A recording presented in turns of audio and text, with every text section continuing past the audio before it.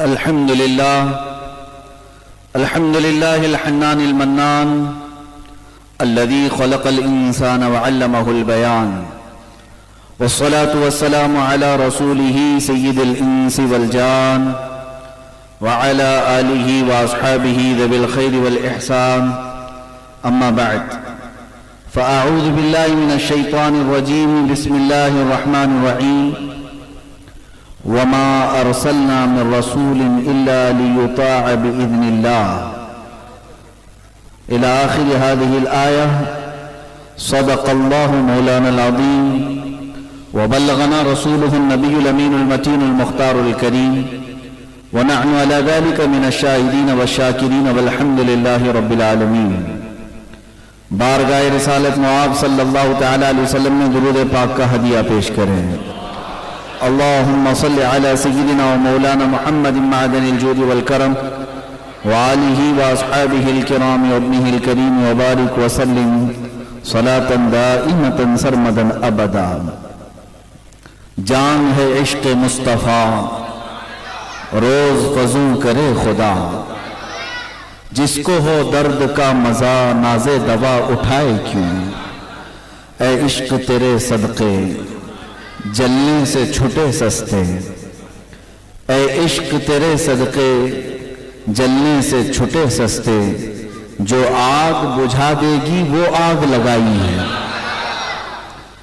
عزیزان گرامی وقار، حاضرین اہل سنت، معمول کے مطابق ہر سال جس طرح 12 روزہ مجالس محفل مجالس میلاد النبی صلی اللہ علیہ وسلم یہاں پر منائی جاتی ہیں، اس فقیر کو بھی حکم ہوا، آپ کی بارگاہ میں حاضر آیا. سنی بڑی مسجد مدن پورہ کے اس احاطے میں جب بھی میری تقریر یا بیان ہو تو یہاں پر ایک تجسس اور ایکسائٹمنٹ زیادہ الگ انداز سے ہو جاتا ہے. اس کی کئی وجوہات ہو سکتی ہیں. پہلی بات تو یہ ہے کہ یہ منبر بڑا عظیم منبر ہے. یہ مصلی اور محراب بزرگوں کی امانت ہے، اسلاف کی یادگار ہے، اور انتظامیہ سنی بڑی مسجد اراکین ان کی محبتیں اور اہل محلہ کی محبتیں جنہوں نے مجھے مدعو کیا. اس پر سب سے بڑی بات یہ ہے، میں اپنی گفتگو کو آغاز کرنے سے قبل یہ بات ضرور بتانا چاہوں گا. جس منبر پر میں آج آپ سے خطاب کرنے کے لیے بیٹھا ہوں، یہ در حقیقت منبر میرے مربی، میرے مشفق استاذ گرامی، استاذ الاساتذہ، فخر الاماثل، حضرت العلامہ مفتی زبیر احمد صاحب قبلہ ادام اللہ اقبالہ کا منبر ہے. ان کی یہ ذرہ نوازی ہے کہ انہوں نے مجھے یہاں پر بولنے کا موقع دیا ہے، اور میں ان لوگوں کو بھی آج یہاں سے خطاب پہنچانا چاہوں گا جو لوگ حسد اور جلن کی آگ میں نہ جانے کیا کیا منصوبے بنا جاتے ہیں اور کس کے درمیان اختلافات پیدا کر دیتے ہیں، کتنے لوگوں کے بیچ دیوار کھڑی کرنے کی کوششیں کرتے ہیں. لیکن ایک بات یاد رکھیں، اللہ مقلب القلوب ہے، وہ دلوں کو پھیرنے والا ہے. جن لوگوں کو اللہ جوڑ رکھتا ہے پوری دنیا انہیں توڑ نہیں سکتی. عزیزان گرامی، جن لوگوں کو اس طرح کے خدشے ہیں، جلن ہے، حسد ہے، ان کا علاج سوائے موت کے کچھ بھی نہیں. موت تک کچھ لوگ حسد و جلن کے شکار رہیں گے. بہرحال میں نے یہ بات اس لیے عرض کی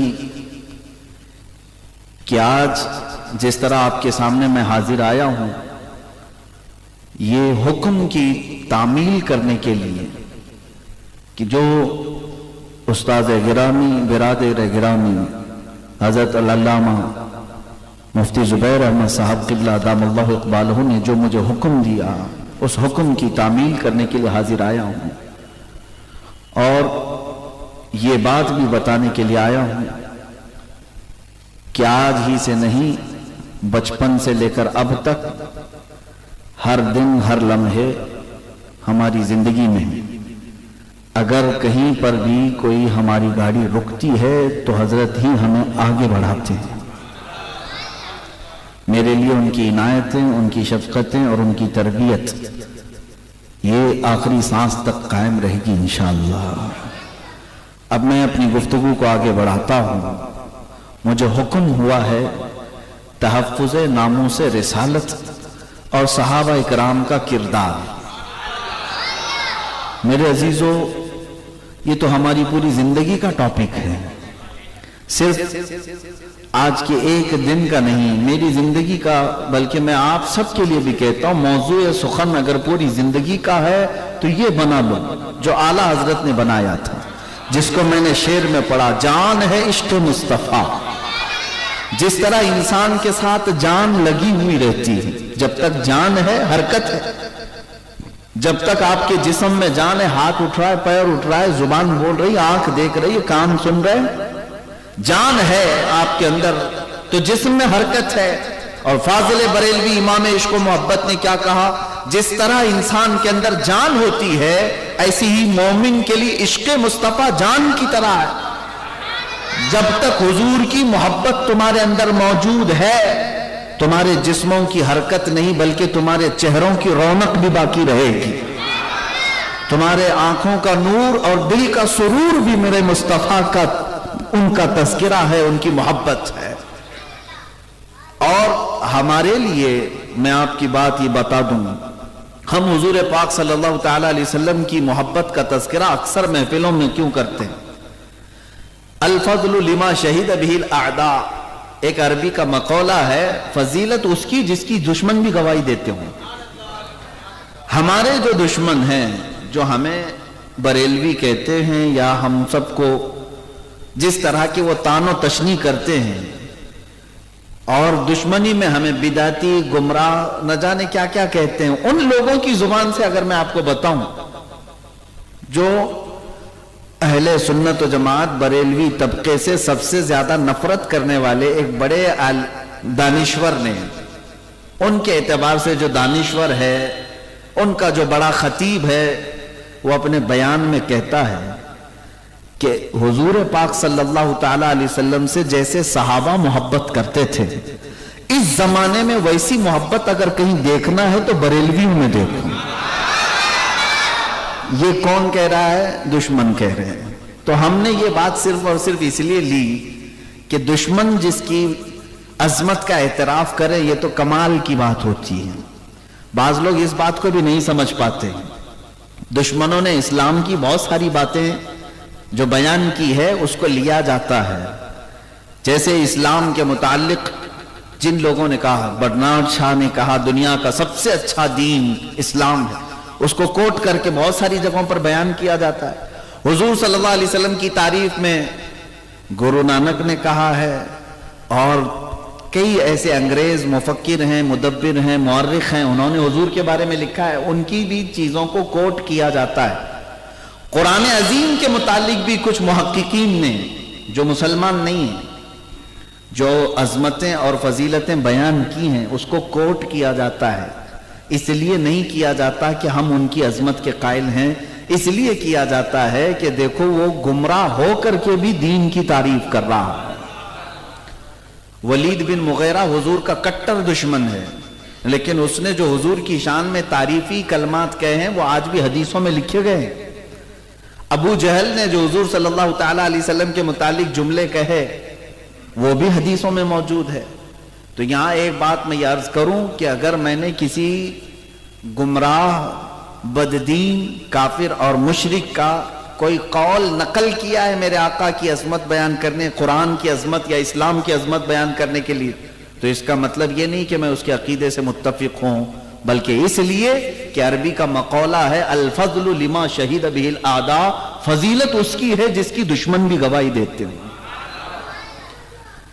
کسی کے دماغ میں یہ فطور تھا، اس کو دور کرنے کے لیے میں نے تمہید رکھی ہے. اب آگے میں اپنے موضوع پر گفتگو کرتا ہوں، ہو سکتا ہے اطمینان ہو گیا ہوں. میں جو بات عرض کر رہا تھا، حضور پاک صلی اللہ تعالی علیہ وسلم کی محبت کا تذکرہ آج کے زمانے میں بھی اگر آپ دیکھیں، پوری دنیا میں سب سے زیادہ جو قوم کرتی ہے اسی کو بریلوی کہتے ہیں. اگرچہ بریلی شہر کے رہنے والے نہیں ہیں، لیکن منسوب اس شہر سے ہو جاتے ہیں. کیوں؟ اس لیے کہ اس بریلی شہر میں ایک امام عشق و محبت ایسا آیا جس نے پوری دنیا کو زندگی کا ایک مزاج بتایا، اور اس نے یہ بتایا، بریلی کے امام نے، تم اس کے لیے جیتے ہو، اس کے لیے جیتے ہو، فلاں کے لیے مرتے ہو، اس کے لیے فلاں کام کرتے ہو. یہ سب نہیں ہے مومنوں. تمہارا اصل زندگی گزارنے کا طریقہ یہ ہونا چاہیے، دہن میں زبان تمہارے لیے، بدن میں ہے جان تمہارے لیے، ہم آئے یہاں تمہارے لیے، یا رسول اللہ اٹھے بھی وہاں. یہ زندگی گزارنے کا مزاج اگر کسی نے دیا ہے تو وہ امام عشق و محبت نے دیا ہے. اپنا سب کچھ حضور کو مانا، حضور کے لیے فدا کیا، اور یوں کہا کروں تیرے نام پہ جاں فدا، نہ بس ایک جاں دو جہاں فدا، دو جہاں سے بھی نہیں جی بھرا، کروں کیا کروڑوں جہاں نہیں. یہ کس نے سکھایا ہمیں؟ یہ امام عشق و محبت اعلیٰ حضرت نے سکھایا. اس لیے اس طبقے کو آج منسوب کر دیا جاتا ہے بریلی شہر سے. اب آگے میں بات بتاؤں، حضور پاک صلی اللہ تعالی علیہ وسلم کی محبت اور ان کا تذکرہ ہمارے لیے کیوں ضروری ہے؟ کیوں ضروری ہے؟ بعض تو یہ کہتے ہیں، بعض دیا بنا وابیا، ان کا کہنا یہ ہے کہ یہ لوگ غلو کر جاتے ہیں، اللہ کی وحدانیت اتنی نہیں بیان کرتے جتنا حضور کا تذکرہ کرتے ہیں، حضور کے عشق اور محبت کی بات کرتے ہیں. میرے عزیزو، بات در حقیقت یہ ہے کہ اللہ رب العزت کی تعریف اس وقت ہوتی ہے جب ہم حضور کی تعریف کرتے ہیں. یہ بھی ہمارے اعلیٰ حضرت نے یوں کر کے بتایا، حمد بیان کی اللہ کی، اللہ کی حمد بیان کی، لیکن کیسے بیان کی؟ وہی رب ہے جس نے تجھ کو ہمتن کرم بنایا، ہمیں بھیک مانگنے کو تیرا آستاں بتایا، تجھے حمد ہے خدایا، تجھے حمد ہے خدایا. یعنی اللہ کی تعریف بھی اگر سب سے بڑی تعریف ہے تو کیا کہا جائے؟ اس کی مخلوقات میں کروڑوں مخلوق ہیں، اگر کوئی تعریف کرنا چاہے اللہ کی تو یوں بھی کہہ سکتا ہے، یہ انسان ہے کتنا بہترین اللہ نے اس کو بنایا ہے، یہ درخت ہیں، یہ پھل ہیں، یہ پودے ہیں، یہ پھول ہیں، یہ کیڑے مکوڑے ہیں، یہ جانور ہیں، یہ بہائم میں پرندے ہیں، ان کو اللہ نے کیسی کیسی شکلیں دی. اس سے بھی تعریف ہوتی ہے. لیکن کائنات میں سب سے بڑی اگر تعریف ہے تو یوں کہا جائے گا وہ رب کتنا عالی شان اعلیٰ ہے جو محمد جیسا انسان کامل پیدا کیا ہے. اسی لیے اقبال نے یوں کہا تھا، ہونا یہ پھول تو بلبل کا ترنم بھی نہ ہو، ہونا یہ پھول تو بلبل کا ترنم بھی نہ ہو، چمن دہر میں کلیوں کا تبسم بھی نہ ہو. اور کہتا ہے، اقبال کہتا ہے، ہونا یہ ساقی تو میں بھی نہ ہو، خم بھی نہ ہو، بزم توحید دنیا میں نہ ہو، تم بھی نہ ہو. اللہ کی وحدانیت بیان کرنا اگر کسی نے سکھایا ہے تو وہ محمد رسول اللہ نے سکھایا ہے. ہاں، یہاں سب کچھ تھا، سب کچھ تھا. اللہ کی وحدانیت، خانہ کعبہ کو پاک کرنے میں، طہارت اس کو بتوں کی آلائش سے کرنے میں میرے مصطفیٰ کریم صلی اللہ علیہ وسلم کا کردار ہے. اسی لیے اقبال کہتا ہے، بزم توحید دنیا میں نہ ہو، تم بھی نہ ہو، خیمہ افلاک کا استادہ اسی نام سے ہے، نبض ہستی تفش آمادہ اسی نام سے ہے، دشت میں دامن کوہسار میں میدان میں ہے، بحر میں موج کی آغوش میں طوفان میں ہے، چین کے شہر مراکش کے بیابان میں ہے، اور پوشیدہ مسلمان کے ایمان میں ہے. وہ نام مصطفیٰ صلی اللہ تعالیٰ علیہ وسلم ہی کی برکت ہے جو پوری کائنات شاد و آباد ہے. اور کیوں نہ ہم ان کا تذکرہ کریں؟ امام اہل سنت نے بھی ہمیں یوں بتایا، وہ جو نہ تھے تو کچھ نہ تھا، وہ جو نہ تھے تو کچھ نہ تھا، وہ جو نہ ہو تو کچھ نہ ہو، جان ہے وہ جہان کی اور جان ہے تو جان ہے تو جہان ہے. اور اس مسئلے میں اب آپ کو اندازہ ہو جائے، صحابہ اکرام کا کردار میں ابھی بتاتا ہوں کہ صحابہ نے اپنی زندگی میں سب سے زیادہ اگر کسی چیز کی حفاظت کا خیال کیا ہے تو وہ ذات رسول پاک ہے، وہ ناموس رسالت ہے. حضور پاک صلی اللہ علیہ وسلم کی عزت ہی کو ناموس رسالت کہا جاتا ہے۔ ہو سکتا ہے آپ کے لیے نیا لفظ لگتا ہو، یہ کوئی نیا لفظ نہیں، حضور کی عزت کو ناموس رسالت کہا جاتا ہے۔ میرے آقا صلی اللہ علیہ وسلم کی عزت کی حفاظت کرنا یہی تحفظ ناموس رسالت ہے۔ اور صحابہ کرام رضوان اللہ تعالی علیہ مجمعین نے سب سے زیادہ اپنی زندگی میں کسی چیز کی حفاظت کا خیال کیا ہے تو وہ حضور کی عزت کا خیال ہے۔ اس سے زیادہ وہ کسی چیز میں بہت زیادہ اتنے سیریس نہیں ہوتے جتنا حضور کے معاملے میں ہوتے تھے، بہت زیادہ سیریس ہو جاتے، یہاں تک کہ انہوں نے اپنی ماں باپ کو بھی نہیں دیکھا، بھائی بہنوں کو بھی نہیں دیکھا، کسی کو نہیں دیکھا جب ناموس رسالت کی بات آئی۔ کیوں؟ صحابہ کو معلوم تھا خیمہ افلاق کا استادہ اسی نام سے ہے، پوری کائنات کا دار و مدار اس نام سے ہے۔ اور اسی کو اقبال نے کہا نا، ہمیں کرنی ہے شہنشاہ بطحا کی رضا جوئی۔ ہم سب یہ اگر سمجھ جائے نا، وہ صحابہ کی زبان ہے جو اقبال ترجمہ کر کے کہہ رہا ہے، ہمیں کرنی ہے شہنشاہ بطحا کی رضا جوئی، وہ اپنے ہو گئے تو رحمت پروردگار اپنی۔ اگر حضور ہماری طرف مسکرا کر کے دیکھ لیں تو پھر رب ذوالجلال کی ساری عنایتیں ہمارے ساتھ ہیں۔ اسی لیے اقبال نے یہ کہا تھا کہ ہمیں کرنی ہے شہنشاہ بطحا کی رضا جوئی، وہ اپنے ہو گئے تو رحمت پروردگار اپنی۔ صحابہ اکرام نے اس مسئلے کو سمجھ لیا تھا کہ اپنا خیال کرنا اہم نہیں ہے، یہاں پر اپنی اولاد، اپنی بیوی بچے اور اپنے گھر بار کا خیال کرنا اہم نہیں ہے۔ اگر ہم نے حضور پاک صلی اللہ علیہ وسلم کی عزت کا خیال کر لیا تو پھر ہماری تمام چیزیں تو اللہ خود ہی انتظام فرمائے گا۔ اس کا وعدہ ہے ان تنصروا اللہ ینصرکم، اگر تم اللہ کے دین کی مدد میں لگے ہو۔ اس سے مراد کیا ہے؟ رسول پاک صلی اللہ علیہ وسلم کی عزت ہی ہے، پورا دین یہی ہے جس کو اقبال یوں کہتا ہے، بمصطفیٰ برساں خیش کے دی ہم اوست، اپنے آپ کو حضور کے قدموں تک پہنچا دو، یہی دین ہے۔ دین کس کا نام ہے؟ حضور پاک صلی اللہ علیہ وسلم کے قدموں تک اپنے آپ کو پہنچا دو۔ اگر بؤن لسیدی تمام بو لہبیست، اور اقبال نے یہ بھی کہا اگر تم وہاں تک نہیں پہنچ سکے تو پھر پوری زندگی ابو لہب کی طرح ہے، تمہاری زندگی ابو لہب کی طرح ہے کہ قریب بھی رہا لیکن ایمان نہیں لا سکا۔ میرے عزیزو مسلمانوں، اس بات کو سمجھ لینا، جو لوگ دنیا میں ہیلے بہانے کرتے ہیں، ابھی ہمارے ساتھ حالات بڑے خراب ہیں، ہم کہاں ابھی ناموس رسالت کی بات کریں ہیں، تو پھر یاد رکھنا کہ تمہاری عزتیں بھی خطرے میں ہے، تمہارا ایمان بھی خطرے میں ہے۔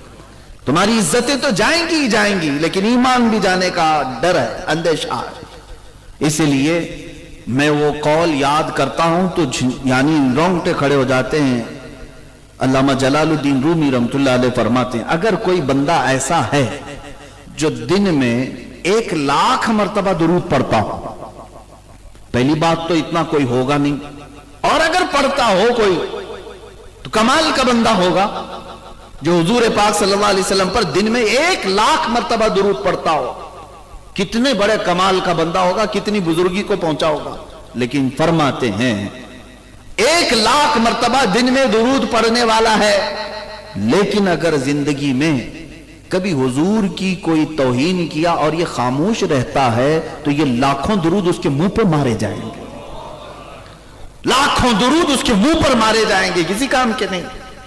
محبت رسول کا مطلب صرف تسبیح گھمانا نہیں ہے، صرف حضور پاک صلی اللہ تعالی علیہ وسلم کے لیے بیٹھ کر کے سیف جگہ پر نعرے لگانا ہی نہیں ہے۔ یہ شہادت گہ الفت میں ہے قدم رکھنا، لوگ آسان سمجھتے ہیں مسلمان ہونا۔ میرے عزیزو، یہ دین ہمارے تک جو آیا ہے وہ پھولوں کی سیج پر سج کر نہیں آیا۔ یہ دین حضور پاک کی عزت کو بچانے کے لیے جن لوگوں نے اپنی جانیں داؤ پر لگائی، وہ مکہ کی گلیاں آج تک گواہ ہیں جہاں بلال حبشی کو کھینچا جاتا تھا، جہاں خباب اور خبیب جیسے صحابہ کو سولی پر چڑھایا گیا تھا، سیدہ سمیہ کو شرمگاہ پر نیزہ مار کر کے شہید کیا گیا تھا، صرف نام مصطفیٰ کی وجہ سے۔ وہ کیا کام کرتے تھے؟ صرف حضور پاک کی محبت، ان لوگوں نے جانیں دے دی۔ آپ سب کو اگر تفصیل میں لے جاؤں تو بڑی لمبی ایک گفتگو ہو جائے گی۔ تحفظ ناموس رسالت کے لیے صحابہ کا کردار کیا تھا؟ میرے عزیزو، پورا صحابہ کا کردار اگر دیکھیں، ان کی ساری جنگیں، ساری جہاد، سارے غزوات نام مصطفیٰ کی حفاظت کے لیے ہی تو تھے۔ جس نے اگر حضور پاک صلی اللہ علیہ وسلم کی طرف انگلی بھی اٹھائی تو اس کا کیا حشر کیا انہوں نے۔ اب آپ کو میں بتاؤں آج ہم سب کو کتنا سیریس ہونا چاہیے۔ میں آپ سب کو یہ چیز وصیت اور نصیحت کے طور پر دے جاتا ہوں۔ ہمارے بچے بھی ہیں، جوان بھی ہیں، بوڑھے بھی ہیں۔ امن کا پیغام یقیناً اسلام دیتا ہے، اور ہم جو ہے امن، اخوت، بھائی چارگی کا پیغام دیتے دیتے بوڑھے بھی ہو جاتے ہیں۔ ہماری اکثر تقریریں بھی ہوتی ہیں، لیکن ایک بات یاد رکھنا، تم ہر چیز کو کمپرومائز کر لینا۔ معاف کرنا ہو تو معاف کر دینا۔ کبھی تمہارے ساتھ زیادتی ہوئی ہے، کسی نے ذاتی طور پر تمہیں دھچکا لگایا، معاف کر سکتے ہو کر دو۔ کسی نے تمہارا مال ہڑپ لیا، کسی نے تمہارے بیوی بچے ماں باپ کسی کے ساتھ کچھ کیا ہے، درگزر کر سکتے ہو تو کر لو۔ ہاں کمپرومائز کیا جا سکتا ہے، لیکن یاد رکھنا ایک بات میں کبھی کمپرومائز نہیں ہو سکتا، وہ ہے حضور کی عزت کا معاملہ۔ رسول پاک صلی اللہ علیہ وسلم کی عزت کے معاملے میں کچھ لوگ آج یوں بھی کہہ دیتے ہیں حضور تو بہتوں کو معاف کرتے تھے، تم کیوں نہیں معاف کرتے؟ ظالموں، یہ حضور کا حق تھا، وہ جسے چاہے معاف کریں۔ یہ امت کو حق نہیں دیا گیا ہے، امت کو یہ اختیار نہیں دیا گیا ہے کہ تم حضور کی طرف سے خود بھی معاف کرتے پھرو۔ نہیں، ہمارے لیے یہ ہے کہ ہم جو ہے ایک ہی چیز اپنے بزرگوں سے سیکھیں ہیں۔ ہماری تقریریں ہیں، آج کل ہماری امیج بڑی خراب کر کے پیش کی گئی ہے۔ میں اپنے بارے میں کہتا ہوں، الحمدللہ ہزاروں چاہنے والے محبت کے ساتھ ہمارا استقبال کرتے ہیں، اللہ انہیں جزا عطا کرے، لیکن میں جانتا ہوں کچھ وہ حاسدین اور کچھ مشرکین اور کچھ عناد میں ڈوبے ہوئے لوگ یہاں تک کی باتیں کرتے ہیں، ارے اس کو بلائیں گے فلاں ہو جائے گا اور حکومت پکڑ لے گی، سی بی آئی ریڈ مارے گی، فلاں فلاں فلاں چیزیں، اس طرح کی باتیں پھیلا کر کے رکھے ہوئے ہیں۔ میں آپ کو بتاتا ہوں، اصلاحی تقاریر بھی ہماری بہت ساری ہیں، سن لیں۔ بہت دنوں تک ہم نے ہر چیز کے بارے میں گفتگو کی ہے برائیوں کے خاتمے کے لیے، لیکن ایک چیز ہم نے بزرگوں سے سیکھی بھی ہے اور سنی بھی ہے، نہایت نرم رہنا، مسکراتے رہنا، نہایت نرم رہنا، یہی اخلاق مصطفیٰ ہے۔ نرم لہجے میں گفتگو کرو، نرمی سے بات کرو، لوگوں کے ساتھ محبت سے پیش آؤ۔ ہم اس طرح کا عمل کرنے کی کوشش کرتے ہیں، لیکن ایک چیز ہمیں وراثت میں ملی ہے، جب حضور پاک صلی اللہ تعالی علیہ وسلم کی شان میں کوئی گستاخی کرے تو نہ دماغ ٹھنڈا رکھو، نہ دل نرم رکھو، نہ زبان میٹھی رکھو۔ تین ہی چیزیں ہوتی ہیں، دماغ، دل اور زبان۔ بزرگوں نے فرمایا گستاخ رسول کے لیے، میرے مصطفیٰ کریم صلی اللہ علیہ وسلم کی توہین کرنے والے کے لیے نہ دماغ ٹھنڈا رہے گا، نہ دل نرم رہے گا، نہ زبان میٹھی رہے گی، اور یہ میرا اپنا نہیں ہے، یہ مذہب صحابہ سے ملا ہوا ہے۔ آؤ میں تمہیں دلیل کے طور پر بتاؤں۔ حضور پاک صلی اللہ تعالی علیہ وسلم کی بارگاہ میں ایک قاصد آیا، عروہ بن مسعود ثقفی، اس کو دشمنوں نے بھیجا تھا، جاؤ محمد عربی صلی اللہ علیہ وسلم نے کتنا ساز و سامان جمع کیا، جاؤ ہتھیار کتنے ہیں دیکھ کر کیا۔ وہ آیا، صحابہ حضور کے ساتھ کھڑے تھے، اور عروہ بن مسعود نے جو معاملہ وہاں دیکھا اس میں سے کیا تھا، اس نے یہی دیکھا کہ حضور جب وضو کرتے ہیں تو سارے صحابہ اپنے دامن پھیلا دیتے ہیں، کوئی ہاتھ آگے کیا ہوا ہے، یہاں تک کہ حضور پاک کلی بھی کرتے ہیں تو وہ اپنے ہاتھوں میں لے کر اپنے چہرے پر من لیتے ہیں۔ حضور پاک صلی اللہ علیہ وسلم کے وضو کا ایک قطرہ بھی صحابہ نے نیچے نہیں گرنے دی، نام تو بہت دور، بہت بڑی بات ہے۔ حضور پاک کا غسالہ جو وضو کا ہے، صحابہ وہ زمین پر نہیں گرنے دیتے تھے، اس کو اٹھا لیتے۔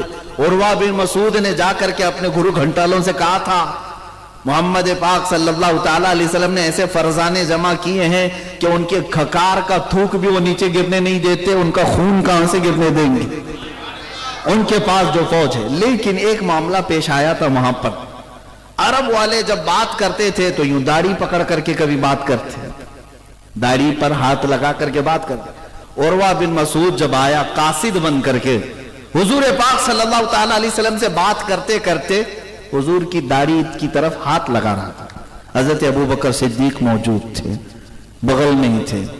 آپ نے جیسے ہی دیکھا اس کے ہاتھ کو جھٹک دیا، نیچے کر دیا۔ اس نے کہا ابو بکر یہ کیا کر رہے ہو؟ کہا خبردار ہاتھ اٹھا کے مت بات کرنا۔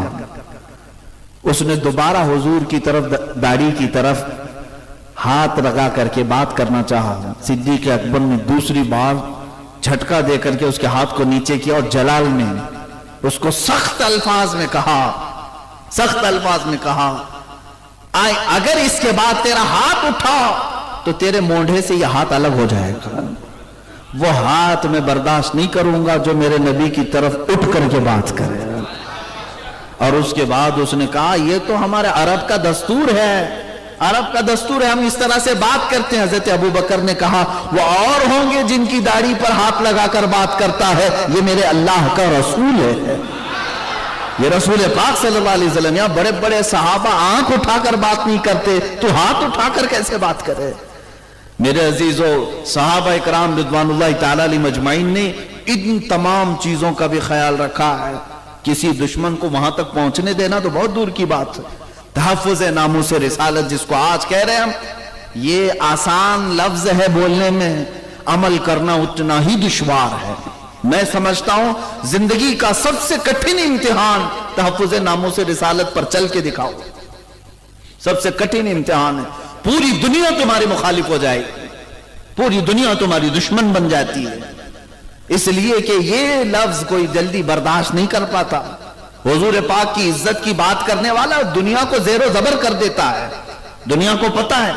اسی لیے تو اقبال نے کہا تھا یہ فاقہ کش موت سے ڈرتا نہیں ذرا، روح محمدی اس کے بدن سے نکال دو۔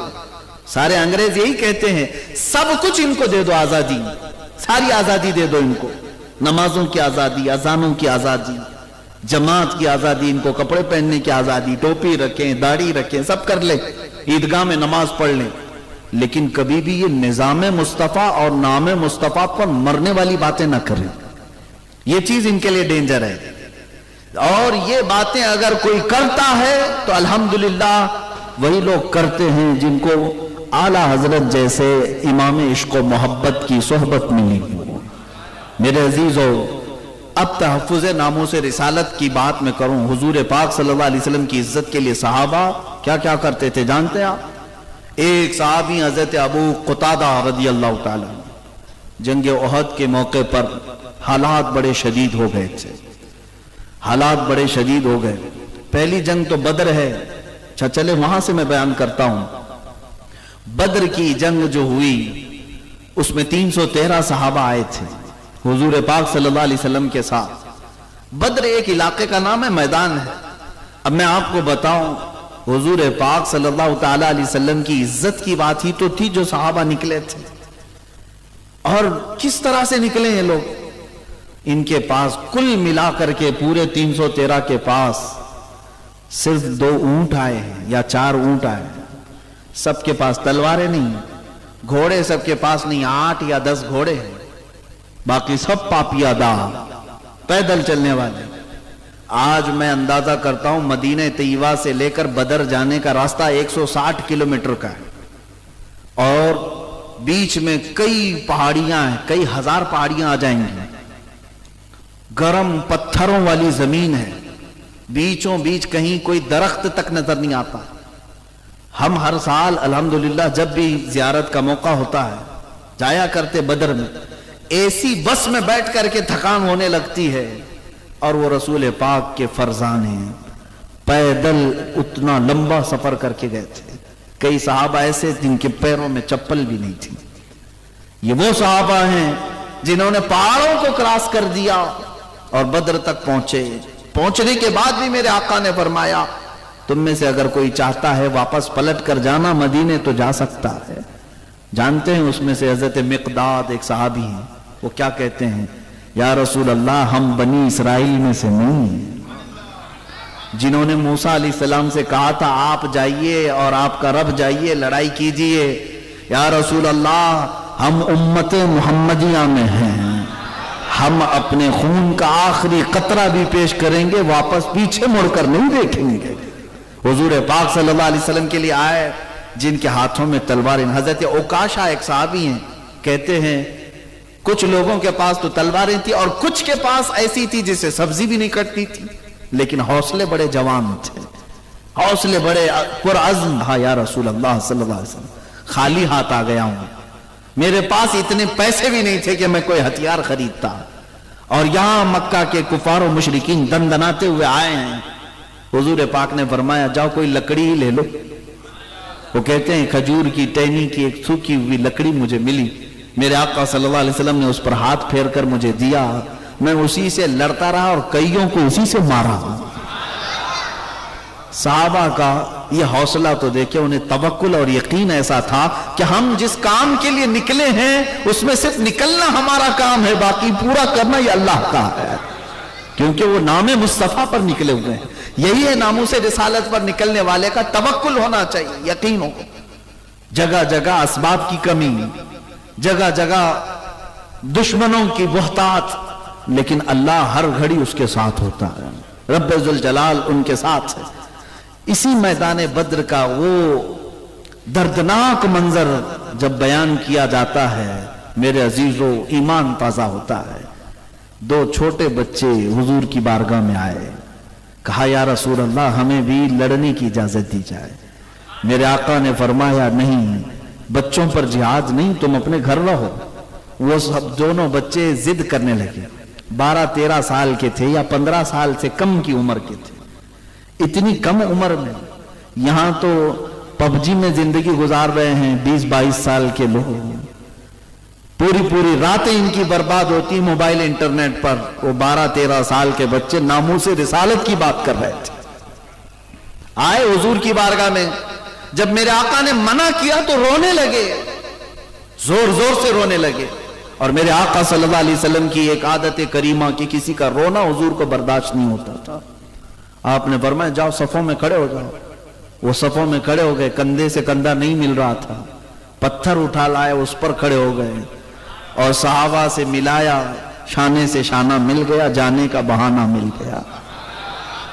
حضور پاک صلی اللہ علیہ وسلم نے فرمایا ٹھیک ہے، ان کے جذبے کو دیکھ کر اجازت دی جائے۔ اب میں آپ کو بتاؤں، 313 صحابہ ایک طرف، پورے صحابہ میدان بدر میں معاذ اور معوذ رضی اللہ عنہ، افرا نام کے جو مدینہ طیبہ کے رہنے والے، ان کے یہ دونوں بیٹے تھے، کسان کے بیٹے تھے، آئے۔ حضرت عبد الرحمن بن عوف کہتے ہیں میں میدان بدر میں دوپہر کا وقت تھا، یہ دونوں بچوں کا میرے سے سامنا ہو گیا۔ وہ دونوں پوچھنے لگے چچا جان ابو جہل کس کا نام ہے؟ وہ جانتے تک نہیں تھے۔ حضرت عبد الرحمن بن عوف کہتے ہیں تم کیا کرو گے اس کا؟ وہ دونوں کہنے لگے اس لیے کہ ہم نے سنا ہے ہمارے نبی کو گالیاں دیتا ہے۔ یہ ہے ناموس رسالت پر فکر کرنا، برداشت نہیں ہوتا۔ چچا جان بتائیں۔ حضرت عبد الرحمن ان کے جذبے کو دیکھ کر مسکرائے، کہا وہ سردار قریش ہے، وہ پہلوان ہے مکہ کا، اس کے ارد گرد کئی لوگ ہوتے ہیں۔ تو یہ بات ان بچوں کو سمجھا رہے تھے۔ اتفاق کی بات ایسے کہ ابو جہل سامنے سے گزر رہا تھا۔ حضرت عبد الرحمن بن عوف کہتے ہیں لگے ہاتھوں میں نے بچوں کو کہہ دیا وہ جو جا رہا ہے نا وہی سردار قریش، معاذ اور معوذ۔ حضرت عبد الرحمن کہتے ہیں میری بات ابھی کمپلیٹ بھی نہیں ہوئی تھی، چیل کی طرح یہ جھپٹ گئے اس پر، اور جس غرور اور گھمنڈ میں وہ چلتا تھا ابو جہل، اسے کبھی یہ ایکسپیکٹیشن بھی نہیں تھا کہ کوئی بچہ قریب آتا ہے۔ اور وہ گھوڑے پر سوار تھا، ان دونوں بچوں میں سے ایک نے اس کے ٹانگوں پر مارا گھوڑے کی، وہ نیچے زمین پر آیا، دوسرا سینے پر بیٹھ گیا، اور دونوں نے مل کر کے اس کی گردن الگ کر دی۔ تاریخ میں یہ موجود ہے۔ 313 صحابہ بدر میں تھے، اسی لیے کسی نے کیا خوب کہا، اوروں نے اگر کافروں کو مارا ہے تو ان بچوں نے پورے کفر کو مارا ہے۔ عزیزان گرامی، یہ دو بچے تھے جنہوں نے حضور پاک کے گستاخ کو فنا فی النار کیا تھا، اسے واصل جہنم کیا تھا۔ یہ بچے کہاں پیدا ہوئے؟ کس گھر میں؟ یہ اس گھر میں پیدا ہوئے جہاں باپ کو محراب عبادت میں دیکھا کرتے، تو ماں سے قرآن کی لوریاں سن کر کے سویا کرتے تھے۔ ان کی تربیت میں ماں باپ کا عمل دخل رہا ہے، جنہوں نے ہر گھڑی ہر لمحہ اپنے بچوں کو یہ کہا تھا اے بچوں ہماری زندگی کچھ بھی نہیں، اگر حضور کی زندگی سلامت ہے تو سب سلامت ہے۔ ان بچوں کو مدینے کی عورتیں یہ سکھاتی تھی رات بھر کہ رسول پاک کی عزت اور ان کا نام سلامت ہے تو سمجھ لو ہم سب سلامت ہیں، اور وہیں سے یہ بچے پلے تھے۔ لیکن میرے عزیزو، ایسا نہیں ہے کہ ان بچوں کے ساتھ کچھ نہیں ہوا۔ ان میں سے ایک بچے معاذ، ان کے کندھے پر ایک کافر نے تلوار ماری، ہاتھ الگ ہو گیا لیکن بغل کی چمڑی سے لٹک رہا تھا۔ اس بچے نے اپنے دوسرے ہاتھ میں تلوار اٹھائی، پھر میدان میں آیا۔ ہماری انگلی بھی کٹے نہ تو ہم بھاگ جائیں، ناخن اکھڑ جائے تو ہم بیٹھ جائیں پٹی کرنے کے لیے، ہاتھ الگ ہوا ہے مونڈے سے اور چمڑی سے صرف لٹک رہا ہے، اور وہ کرکٹ کا گراؤنڈ نہیں ہے، فٹ بال کا گراؤنڈ نہیں ہے، میدان جنگ ہے، ہر گھڑی تلواروں کی آواز، نیزوں کی بوچھار کی آواز۔ یہ جذبہ آتا کہاں سے ہے؟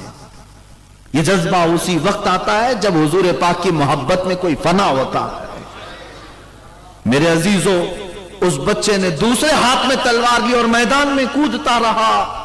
صحابہ کہتے ہیں ہم نے وہ منظر بھی دیکھا کہ اس بچے نے بار بار یہ ہاتھ لٹک کر کے سامنے آ رہا تھا تو اپنے پیر میں ہاتھ کو دبا کر کھینچ کے نکال دیا، کھینچ کے نکالا اور پھینک دیا، اور کیا کہا جانتے ہیں؟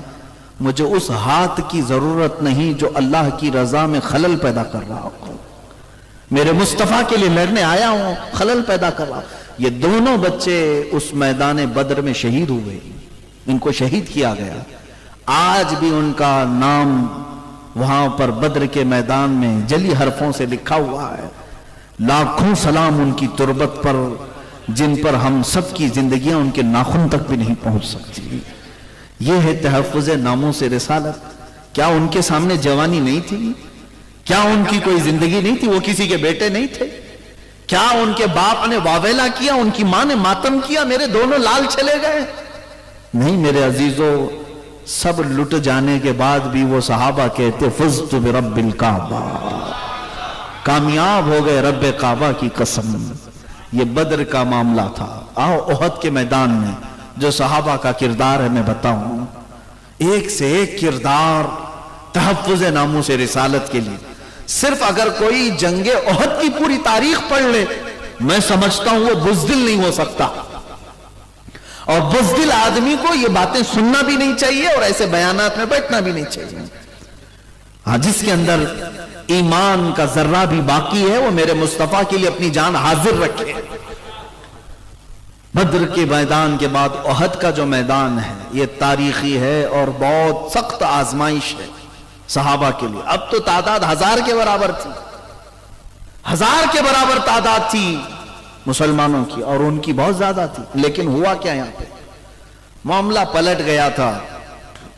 جو مسلمانوں کو اللہ نے فتح عطا کی تھی وہ حضور پاک صلی اللہ تعالی علیہ وسلم کی ایک بات جس کا صحابہ نے انتظار نہیں کیا، جس کی پاداش میں جیتی ہوئی جنگ شکست میں بدل گئی۔ میں آپ کو بتاتا ہوں کہ حضور پاک صلی اللہ تعالی علیہ وسلم کی ہر بات کا کتنا لحاظ کرنا ضروری ہے امت کو۔ میدان احد کیسا ہے اس کا لوکیشن میں آپ کو بتاؤں۔ میدان احد ایسا تھا کہ مشرکین سامنے ہیں، مومنین اس طرف ہیں، اور مومنین کو حضور صلی اللہ علیہ وسلم کی طرف سے ایک چھوٹا سا ٹیلا ملا تھا، ایک پہاڑی جس کو جبل رمات کہتے ہیں، آج بھی وہ موجود ہے مدینے سے 5 کلومیٹر باہر احد پہاڑ کے سامنے جہاں یہ جنگ ہوئی۔ لوکیشن کے اعتبار سے حضور پاک صلی اللہ علیہ وسلم نے سب سے بہتر لوکیشن منتخب کیا تھا، کیونکہ پہاڑ کی اونچائی پر 50 تیر انداز صحابہ کو کھڑا کیا۔ تیر انداز صحابہ کو حضور نے کھڑا کیا اور کہا تھا کہ جب تک میں نہ کہوں نیچے نہیں اترنا۔ یہ لفظ پر آپ توجہ دیں، حضور نے کیا فرمایا؟ جب تک میں نہ کہوں یہاں سے نیچے نہیں آنا۔ صحابہ تیر لے کر کھڑے رہے۔ اب یہ سب سے بہترین پوائنٹ تھا مومنین کے لیے، صحابہ کے لیے۔ جب بھی کوئی مشرکین حملہ کرنے کے لیے آگے آتے یہ اوپر سے تیر برسانے لگ جاتے، اوپر جو بھی ہوتا ہے وہ فائدے میں ہے۔ تو مشرکین شکست کھا کر کے بھاگ رہے تھے، اور صحابہ اکرام نے دیکھا دوپہر سے پہلے ہی مشرکین اپنا ساز و سامان چھوڑ کر بھاگ گئے، کافی دور بھاگ گئے۔ تو یہاں جو مومنین تھے وہ سب مال غنیمت جمع کرنے لگے، جو مال بچا ہوا تھا وہ جمع کر رہے تھے۔ تو اوپر جو صحابہ کھڑے تھے تیر انداز صحابہ، ان میں سے اکثر صحابہ نے کیا کہا، جنگ ختم ہو گئی، چلو ہم بھی اترتے ہیں، مال غنیمت جمع کرتے ہیں۔ لیکن چند صحابہ نے کہا نہیں، انتظار کرو حضور کا حکم آنے تک۔ دیکھیں یہ صحابہ میں آپس میں اجتہادی اختلاف تھا، تو جن لوگوں نے اترنے کا کہا انہوں نے یہ کہا نہیں، حضور نے جنگ ختم ہونے تک کی بات کہی تھی، اب جنگ ختم ہو گئی، دیکھو مشرکین بھاگ گئے، اب کچھ رہا نہیں، ہم اتر جاتے ہیں۔ 50 میں سے 40 صحابہ اتر گئے، مال غنیمت جمع کرنے لگے۔ مشرکین کی طرف سے بہادر جنگجو خالد بن ولید آئے ہوئے تھے، اس وقت وہ ایمان لائے ہوئے نہیں تھے، لیکن جنگ کی بہادری میں ان کی مثال نہیں تھی۔ انہوں نے دیکھا مین پوائنٹ یہی تھا، جبل رمات یہ جب خالی ہو گیا تو خالد بن ولید نے 200 گھڑ سواروں کو لے کر کے پیچھے سے راؤنڈ مارتے ہوئے آیا اور واپس پیچھے کی جانب سے یہ جو 10 اوپر کھڑے تھے ان کو پہلے مار دیا، شہید کیا، اور اس کے بعد اچانک جو صحابہ مال غنیمت جمع کر رہے تھے ان پر انہوں نے حملہ کر دیا۔ اب جو مشرکین بھاگے ہوئے تھے وہ بھی پلٹ آئے، ادھر سے وہ پلٹ آئے، پیچھے سے خالد بن ولید کی فوج، بیچ میں مسلمان پس گئے، جس میں 70 صحابہ کی جانیں گئی، 70 صحابہ کی جانیں گئی۔ یہ احد کا معرکہ جو ہے بڑا تفصیلی ہے، میں شارٹ بیان کر رہا ہوں۔ 70 صحابہ کی جانیں گئی، یہی وہ جنگ ہے جس میں امیر حمزہ کا کلیجہ چبایا گیا تھا، سینہ چاک کر کے ہندا نے کلیجہ نکالا اور کچا چبایا تھا۔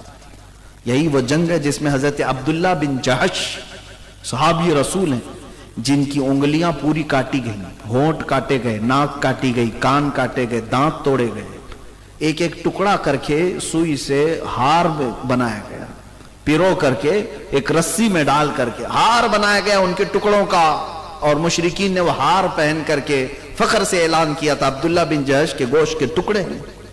صحابہ کے ساتھ یہ معاملہ ہوا احد کے میدان میں۔ یہی وہ احد کا میدان ہے جس میں رسول پاک صلی اللہ علیہ وسلم پر ایک ظالم نے لوہے کی ٹوپی ماری تھی جس سے 2 دانت مبارک شہید ہوئے تھے۔ یہ سب کیوں ہوا تھا جانتے ہیں؟ صرف اور صرف ایک بات تھی، میرے آقا نے فرمایا تھا جب تک میں نہ کہوں نیچے مت آنا۔ بات سمجھ رہے ہیں؟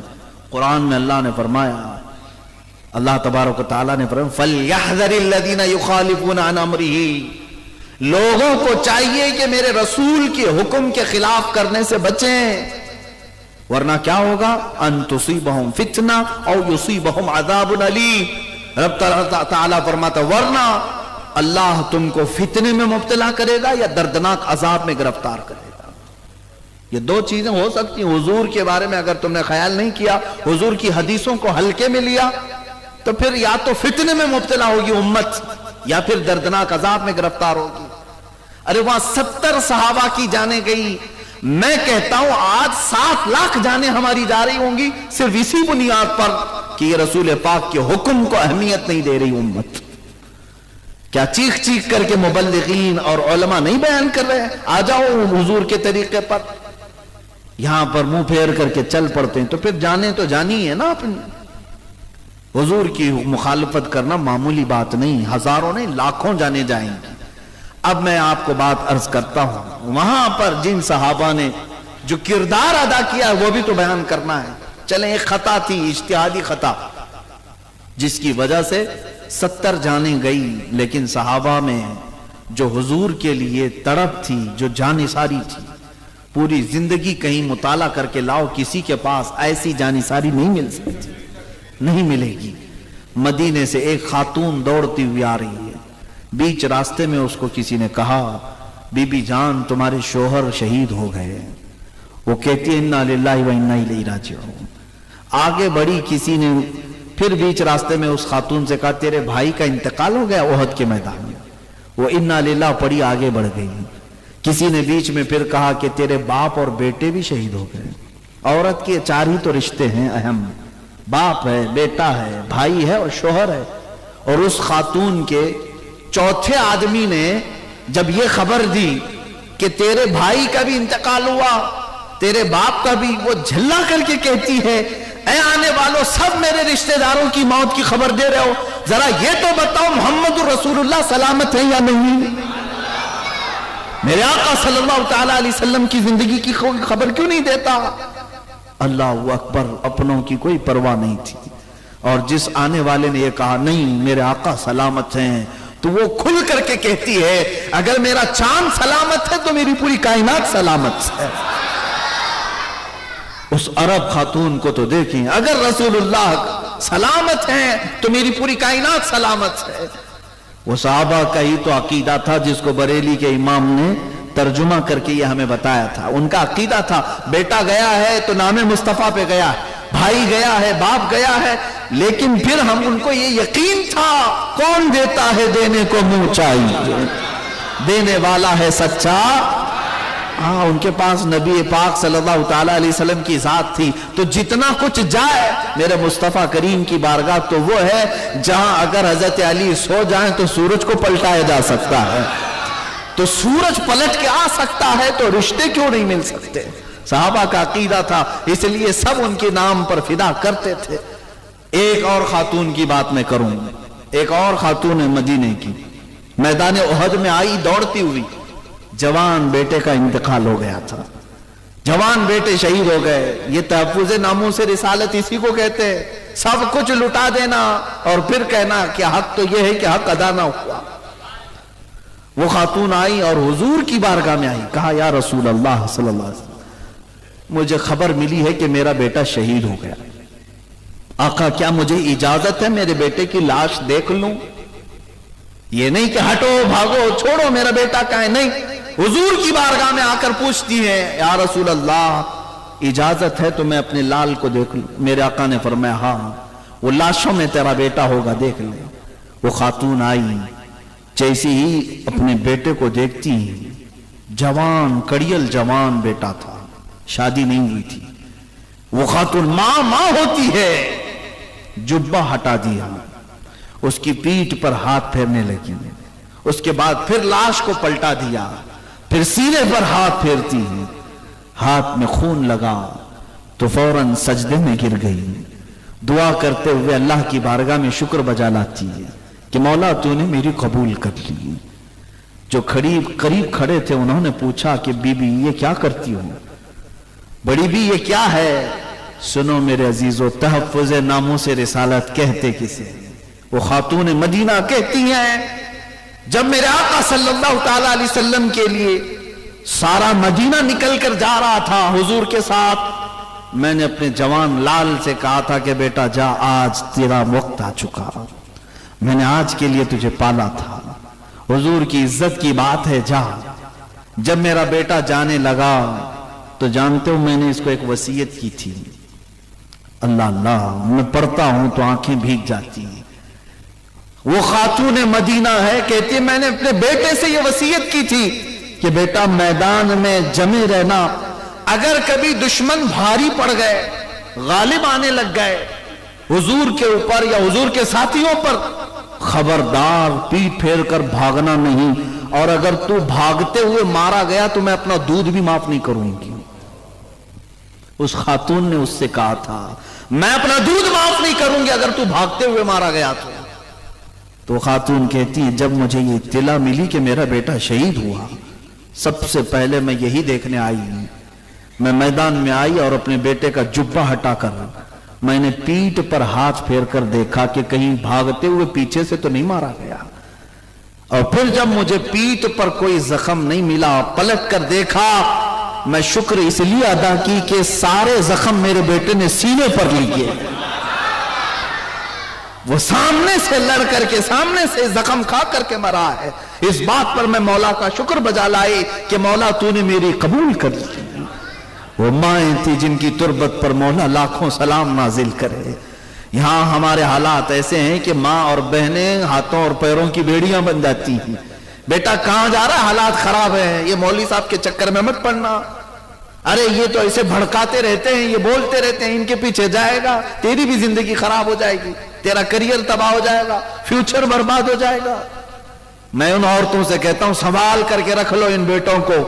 ایک دن آئے گا جب تمہاری عزت نوچنے کے لیے کتے آئیں گے، اس وقت بھی یہ تمہارے بیٹے کچھ نہیں کر سکیں گے، اس لیے کہ جن ماؤں نے اپنے بیٹوں کو نام رسول کے لیے کھڑا ہونا نہیں سکھایا، وہ بیٹا کبھی تمہاری عزت کے لیے بھی نہیں کھڑا ہو سکتا، کبھی نہیں کھڑا ہو سکتا۔ ایک بات یاد رکھیے، ہماری بزرگوں کی روایتیں یہ رہی ہیں کہ ہم نے اپنے بچوں کی جو تربیت کی ہے وہ اسی طرح سے، میں سو جاؤں یا مصطفیٰ کہتے کہتے، کھلے آنکھ میری صلی اعلیٰ کہتے کہتے، اور اگر آج تربیت بدل گئی ہے تو مجھے اس کی کوئی پرواہ نہیں، لیکن آ جاؤ واپس پھر اسی ماحول پر، بچوں کو سلانا تو بھی نام مصطفیٰ پر سلانا، اٹھانا اور جگانا تو نام مصطفیٰ پر جگانا۔ اقبال نے کیا خوب کہا، آبروئے ماں زنام مصطفیٰ است، ہم سب کی عزت و آبرو حضور کے نام سے جڑی ہوئی ہے۔ کس کے نام سے؟ حضور کے نام سے جڑی ہوئی ہے۔ اگر تمہاری عزت سلامت آج عزت ہے تمہاری تو حضور کے نام کی وجہ سے۔ میں آپ سب سے میں گفتگو کرتا ہوں، میری تقریر کا کہاں ہے کوئی عطا پتہ ہی نہیں، تقریر کرنے کا میرے پاس ڈھنگ بھی نہیں، انداز بھی نہیں، مقرر نہیں، جذبات آپ کے سامنے رکھنے کا عادی نہیں۔ مجھے یہ بتاؤ یہ منبر مجھے کیوں دیا آپ نے؟ میں کون ہوتا ہوں؟ میرا کیا اگلا پچھلا پس منظر ہے؟ یہ منبر یا بڑے سے بڑے منبر پر اگر یہ مومنین اٹھا کر مجھے بٹھاتے ہیں تو صرف اس بات پر کہ یہ مصطفیٰ کی بات کرتا ہے، باقی کچھ نہیں۔ ہماری عزتیں حضور کے نام سے جڑی ہوئی ہیں۔ حضرت عمر فاروق رضی اللہ تعالیٰ عنہ کو جب لوگوں نے امیر المومنین کے نام سے پکارا، نعرہ لگایا گیا نا امیر المومنین، تو آپ کے آنکھوں سے آنسو نکل آئے۔ لوگوں کو جمع کر کے کہا، اے لوگوں میں بتاتا ہوں، میں خطاب کا بیٹا عمر ہوں۔ ان کے باپ کا نام خطاب۔ کہتے ہیں بچپن میں 2 بکریاں نہیں سنبھال پاتا تھا، لائن میں نہیں لگا پاتا، میرا باپ مجھے بار بار مارتا تھا، میں بہت مار کھایا اپنے باپ سے، لیکن آج 36 لاکھ اسکوائر کلومیٹر پر تنہا عمر کی حکومت ہے، جس میں مصر بھی تھا، ایران بھی تھا، یمن بھی تھا، عراق بھی تھا، فلسطین بھی تھا، پورا عرب نجد و حجاز بھی تھا، تنہا حضرت عمر فاروق کی نگرانی میں تھا۔ حضرت عمر کہتے ہیں بچپن میں جس کو 2 بکریاں سنبھالنی نہیں آتی، آج وہ 36 لاکھ اسکوائر کلومیٹر پر تنہا حکومت کرتا ہے۔ اے لوگوں، یہ خطاب کا بیٹا عمر ہونے کی وجہ سے نہیں، محمد کا غلام عمر ہونے کی وجہ سے ہے، صلی اللہ تعالیٰ علیہ وسلم۔ رسول پاک کے قدموں سے وابستہ ہوا تو یہ ساری عزتیں ہماری ہیں۔ لوگوں نے مجھے امیر المومنین کہنا شروع کیا۔ لوگوں، صرف نام عمر ہے، عمر نام ہونے سے ہر کوئی فاروق نہیں بنتا۔ ابو جہل کا بھی نام عمر تھا، لیکن بات یہ ہے کہ عمر ہو تو قدموں پہ نچھاور ہو۔ اور ان صحابہ کو دیکھیں، میرے آقا کی نسبت ہی تو ہے حضور کے لیے۔ وہ جب جان دینے کی بات کرتے تھے تو مولا نے کہاں کس اوج پر پہنچایا، ایک عرب نے آدمی کا بول بالا کر دیا، خاک کے ذروں کو ہمدوش سریا کر دیا، خود نہ تھے جو راہ پر اوروں کے ہادی بن گئے، کیا نظر تھی جس نے کہ مردوں کو مسیحا کر دیا۔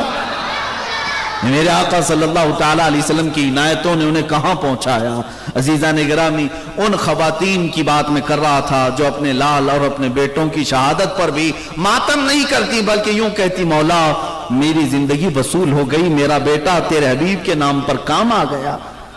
آج گھروں میں بزدلی کو ختم کریں۔ میں یہ نہیں کہتا کہ ہر کسی کو مرنے مارنے کے لیے بھیج دیں، میرے عزیزو، اسلام یہ بھی سکھاتا ہے۔ میرے آقا صلی اللہ علیہ وسلم نے فرمایا، لا تتمنوا لقاء عدوکم، تم دشمن سے مڈبھیڑ اور جنگ کرنے کی تمنا مت کرنا کہ ابھی جنگ ہو جائے، ابھی ماریں گے، یہ تمنا بھی مت رکھنا۔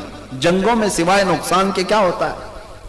نقصان بہت ہوتا ہے، لیکن میرے آقا صلی اللہ علیہ وسلم نے فرمایا جنگ کی تمنا مت کرنا، لیکن اگر تمہارے سروں پر کوئی مسلط کر دیا تو پھر قدم بھی پیچھے نہ ہٹانا۔ یہ ہمارا ہے فریضہ، یہ ہے کہ ہم اس وقت تک بات نہیں کرتے۔ دیکھیں آج ہمارا کیا کیا نہیں چھین لیا گیا، سب تو ہماری مسجدیں پامال ہو رہی ہیں۔ روز ایک مسجد کی شہادت کی خبر آتی ہے، تقریباً مسجدوں کو انہوں نے ایسا کھلواڑ بنا دیا کہ راتوں رات پورے کے پورے لوگ مل کر کے اس کو مسمار کرتے ہیں۔ یہ حالات چل رہے ہیں، اور مسلمان کی جان اتنی سستی پڑ گئی آج کہ ان کو جانوروں سے بھی زیادہ دردناک موت کے ساتھ مار دیا جاتا ہے۔ یہ آج کے حالات ہیں، کشمیر جا کر دیکھیں، آسام میں دیکھیں، یہ سب کیا ہو رہا ہے۔ ہم نے کہاں آوازیں اٹھائی ہیں؟ ہمیں پتا ہے یہ سب ہم مرنے کے انتظار میں باری لگی ہوئی ہے سب کی۔ میرے عزیزوں، سب کچھ چھینا گیا ہے، مسجدیں، خانقاہیں، مزارات، مسلمانوں کی جانیں۔ اب ہماری بچیاں بھی محفوظ نہیں رہی۔ لڑکیوں کو اٹھا کر کے لے جاؤ، مرتد بنا کر کے انہیں نکاح کرو، 4-6 مہینے کے بعد انہیں پھر پھینک دو، یہ بھی چل رہا ہے۔ ہماری بچیوں کو اٹھا کر کے لے جانا، قتل کر دینا، کتنے واقعات دیکھنے کو مل رہے۔ پھر کسی غریب مزدور کو کہیں پکڑ کر کے موب لنچنگ کرنا، یہ سب حالات ہم دیکھ رہے ہیں۔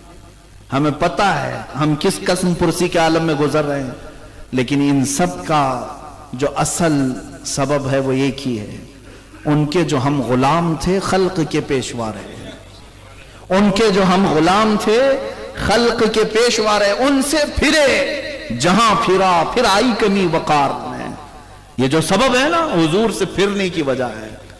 حضور سے جب جب منہ پھیرو گے یہ حالات ہوں گے۔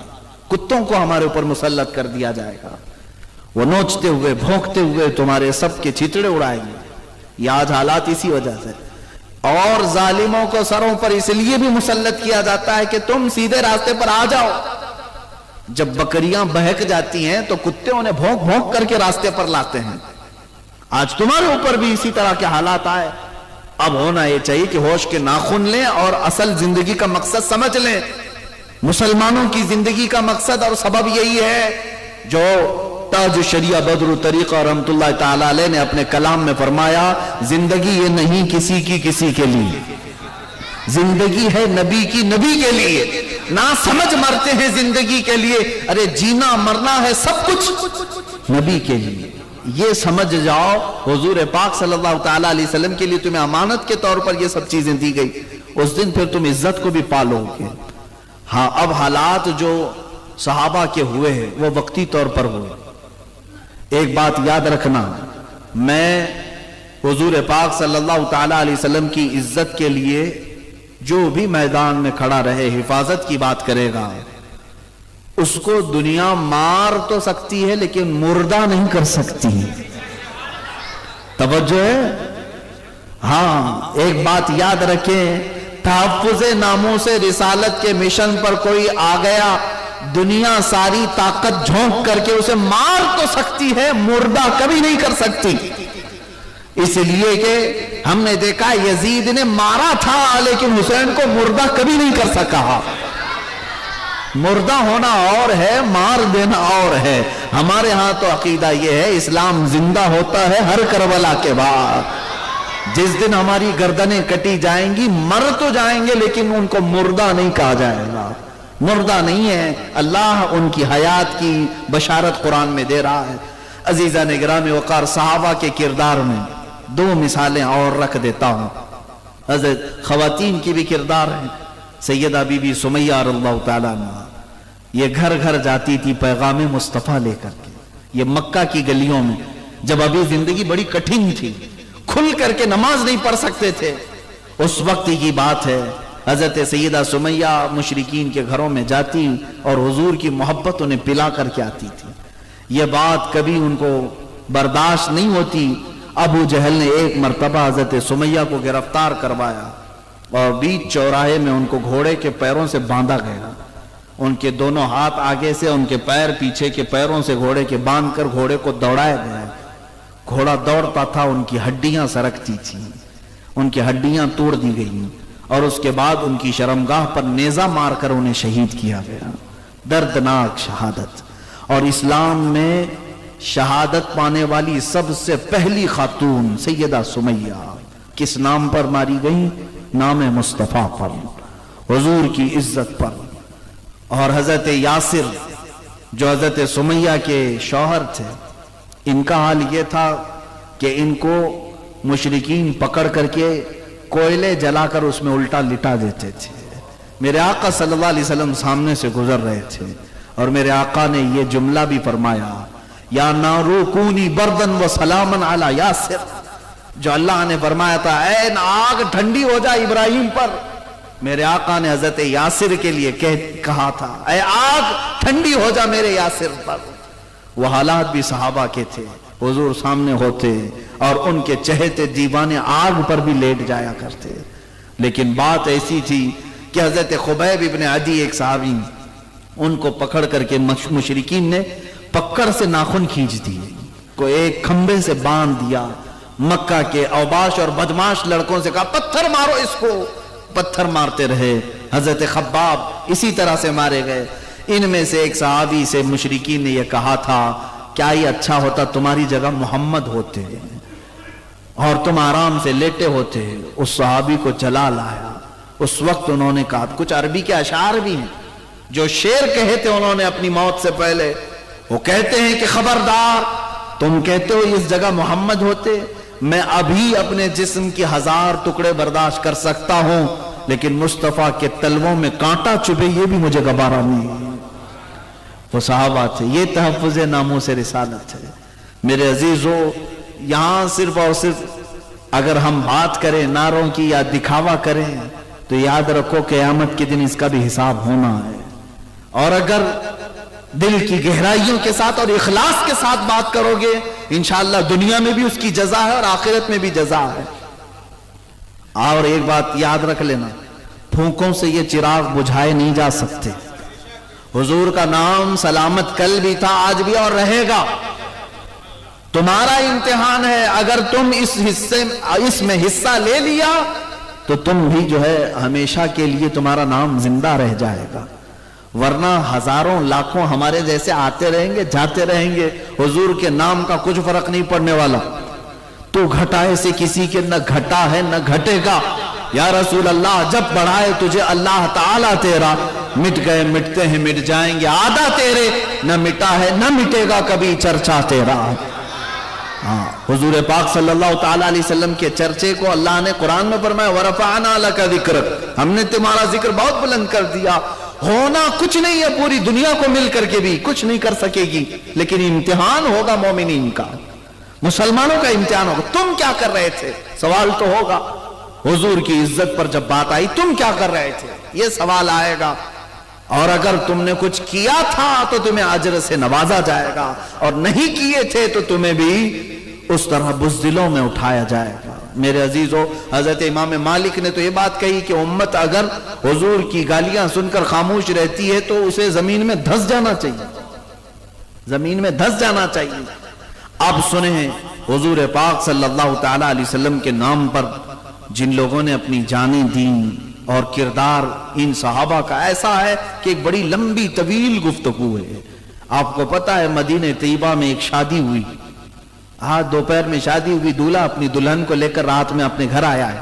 سہاگ رات ہے, پہلی رات ہے, شب زفاف. اسی رات کو کسی منادی نے اعلان کر دیا کہ مشرکین نے مدینے پر حملہ کیا ہے, حضور کی عزت کی بات ہے, چلو اے جوانوں میدان میں آ جاؤ. یہی احد کے لیے پکارا جا رہا تھا رات کے وقت. صحابہ سب گھروں سے باہر نکل رہے تھے اور فجر کی نماز سے پہلے پہلے میدان احد میں سب کو جمع ہونا تھا. اور یہ جوان جس کی آج شادی ہوئی بستر چھوڑ کر کے اٹھ بیٹھا, اپنی شریک حیات سے کہا الوداع, مجھے اجازت دو میں جاتا ہوں, میں جاتا ہوں, حضور پاک کی عزت کی بات آئی, اب مجھے جانا ہوگا. سہاگ رات, شب زفاف, آج کی شادی کی رات.